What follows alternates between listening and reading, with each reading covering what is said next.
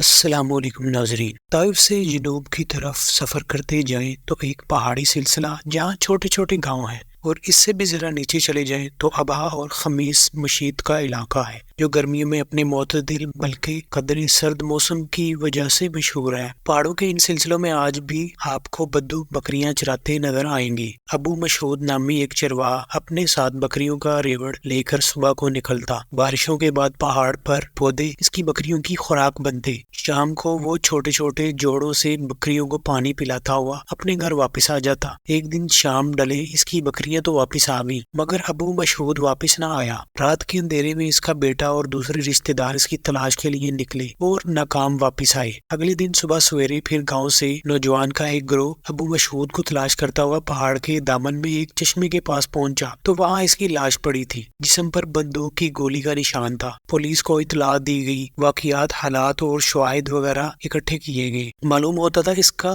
کسی دوسرے چرواہے سے بکریوں کو پانی پلاتے ہوئے جھگڑا ہوا ہے۔ چرواہوں کے درمیان جھگڑا ہو جانا معمولی سی بات تھی، مگر یہ اختلاف یا جھگڑے معمولی نوعیت کے ہوتے تھے اور یہ اگلے دن رفع دفع بھی ہو جایا کرتے تھے۔ پولیس والوں نے اس کے گھر والوں سے پوچھا کہ انہیں کسی پر شک ہے، تو انہوں نے کہا کہ نہیں، ان کا کسی سے کوئی بھی ذاتی جھگڑا اور دشمنی نہیں، البتہ وہ فلاں فلاں کے ساتھ مل کر بکریاں چرایا کرتا تھا۔ پھر تفتیش کے بعد پولیس نے علی بن عبد الرحمن نامی ایک شخص کو گرفتار کر لیا اور اس نے اعتراف جرم بھی کر دیا کہ قتل اس نے ہی کیا ہے۔ عدالت میں مقدمہ چلا اور اعتراف جرم کی بنا پر قاضی نے فیصلہ سنایا کہ قاتل کو قتل کر دیا جائے۔ دراصل مقتول جو قتل ہو گیا تھا اس کا بڑا بیٹا مشہود اس وقت 17 سال کا تھا، مگر سب سے چھوٹا بیٹا اس وقت دودھ پیتا بچہ تھا۔ تو قاضی نے فیصلے میں کہا جب تک یہ چھوٹا بچہ بالغ نہیں ہو جاتا، یعنی 18 سال کا نہیں ہو جاتا، اس وقت تک اسے پھانسی کا حکم نہیں سنایا جائے گا۔ چنانچہ قاتل کو جیل بھیج دیا گیا۔ اس وقت قاتل کی عمر 42 سال تھی اور قاتل کو جیل میں 18 سال اپنی پھانسی کا انتظار کرنا پڑا، کیونکہ جب تک چھوٹے بیٹے نے 18 سال کا نہیں ہو جانا تھا، اس وقت تک اس کو اپنے دوسرے بھائیوں کے ساتھ یہ فیصلہ کرنا تھا آیا کہ قاتل کو معاف کر دیا جائے یا اس سے اپنے باپ کے خون کا بدلہ لیا جائے۔ علی بن عبد الرحمن نے یہ سارا وقت پریشانیوں کی کشمکش میں گزارا، آیا کہ لوائقین معاف کرتے ہیں یا نہیں۔ جس بچے کے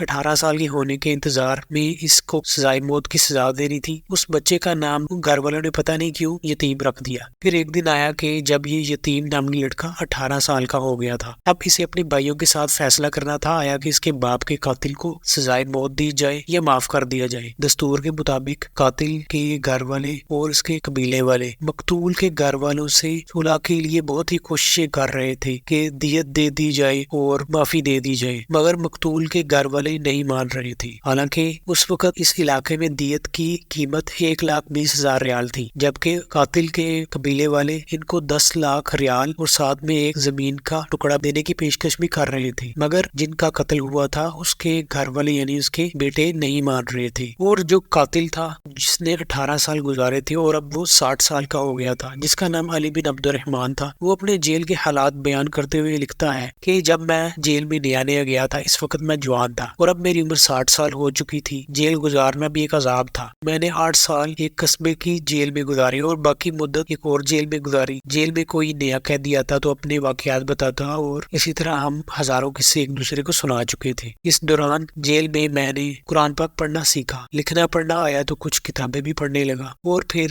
وہ وقت آ گیا جب میری سزائے موت پر عمل درآمد ہونا تھا۔ اور ایک دن صبح سویرے جیل کے حکام نے مجھے بلایا اور کہا کہ صلح کی ساری کوششیں ناکام ہو چکی ہیں، لہذا کل تمہیں پھانسی دی جائے گی۔ یہ احکامات سن کر مجھے ذرا بھی خوف محسوس نہیں ہوا۔ دراصل 18 سال جیل میں رہنے کے بعد سارے خوف ختم ہو چکے تھے۔ میں زندگی سے ویسے ہی مایوس اور نا امید ہو چکا تھا۔ کل کا دن میری زندگی کا آخری دن تھا۔ میں نے اپنی آنکھیں بند کر لی، دیوار سے ٹیک لگا کر بیٹھ گیا، سوچ رہا تھا اپنے بچپن، جوانی، اپنی بیوی بچے، رشتہ دار، دوست احباب، خاندان اور قبیلے والے افراد یاد آئے جنہوں نے میرے لیے بہت کوششیں کی تھی۔ میں نے جتنا قرآن یاد کیا تھا پڑھ ڈالا۔ وہ رات میری زندگی کی عجیب و غریب رات تھی۔ ساری رات نیند نہ آئی۔ میں نے ذکر اذکار نوافل میں وقت گزارا۔ صبح سویرے ہی جیلر آ گیا۔ میرے قدموں میں بیڑیاں تھیں، ہاتھوں میں بھی ہتھکڑیاں تھیں۔ ساتھیوں نے آنسو بھری آنکھوں سے الوداع کیا۔ میں نے بھی آخری بار جیل کی دیواروں پر نظر ڈالی اور پولیس کی کڑی نگرانی میں چل پڑا۔ جیل کی گاڑی کا دروازہ کھلا اور مجھے اندر دھکیل دیا۔ تھوڑی دیر بعد میدان قصاص میں مجھے اتارا گیا۔ میری آنکھوں پر پٹی باندھی ہوئی تھی، مگر لوگوں کی آوازیں میرے کانوں میں آ رہی تھی اور لوگوں کی ایک بڑی تعداد میرے قتل کا منظر دیکھنے کے لیے جمع تھی۔ میرے قبیلے والے رشتے دار عزیز و اقارب ایک دن پہلے ہی الوداعی ملاقات کر چکے تھے اور پھر مجھے بٹھا کر عدالتی اہلکار نے میرے جرم کا اعلان کیا اور میرا اعتراف اور قاضی کا فیصلہ سنایا۔ سب لوگ بڑے سہمے ہوئے تھے۔ پھر جلاد کو حکم دیا گیا کہ مجرم کا سر قلم کر دیا جائے۔ وہ آگے بڑھا، اس نے اپنی تلوار میان سے نکالی۔ میں نے کلمہ پڑھتے ہوئے سوچا ابھی تلوار میری گردن کو الگ کر دے گی۔ میں نے اپنی ساری قوتوں کو جمع کیا کہ اچانک ایک آواز گونجی، جاؤ میں نے تمہیں اللہ کی رضا کے لیے معاف کیا۔ یہ مقتول کے بڑے بیٹے کی آواز تھی۔ لوگ جو تصور میں میری لاش دیکھ رہے تھے اب معافی کا اعلان سن رہے تھے۔ سارا چوک جہاں پر مجھے پھانسی دی جا رہی تھی وہاں پر اللہ اکبر کی آوازیں گونج اٹھی۔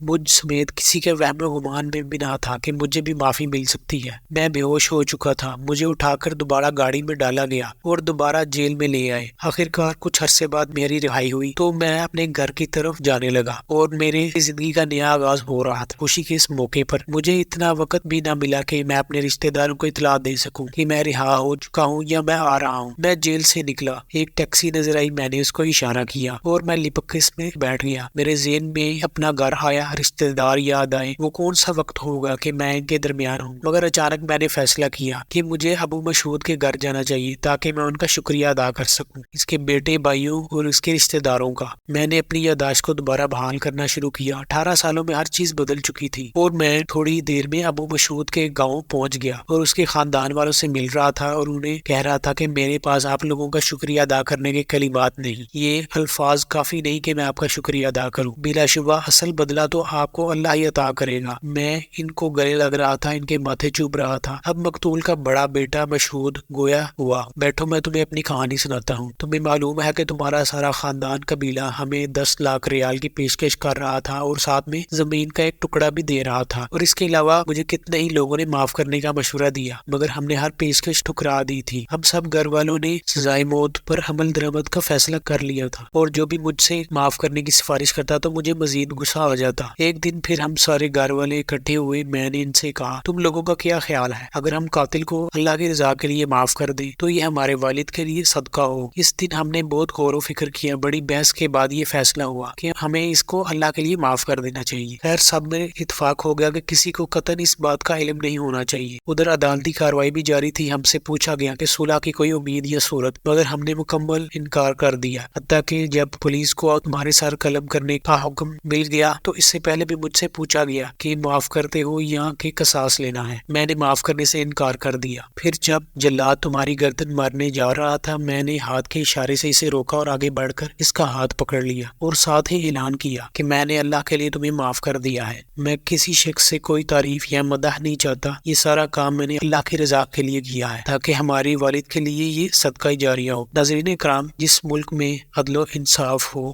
وہاں معاشی اور معاشرتی پریشانیاں نہ ہونے کے برابر ہوتی ہیں، جو کہ ہمارے ممالک میں کم ہی نظر آتی ہیں۔ تو ناظرین آج کی کہانی کیسی لگی؟ اسی طرح کے دلچسپ واقعات کو سننے کے لیے چینل کو سبسکرائب کیجیے گا، ویڈیو کو لائک کیجیے گا۔ ملتے ہیں اگلی ویڈیو میں۔ السلام علیکم۔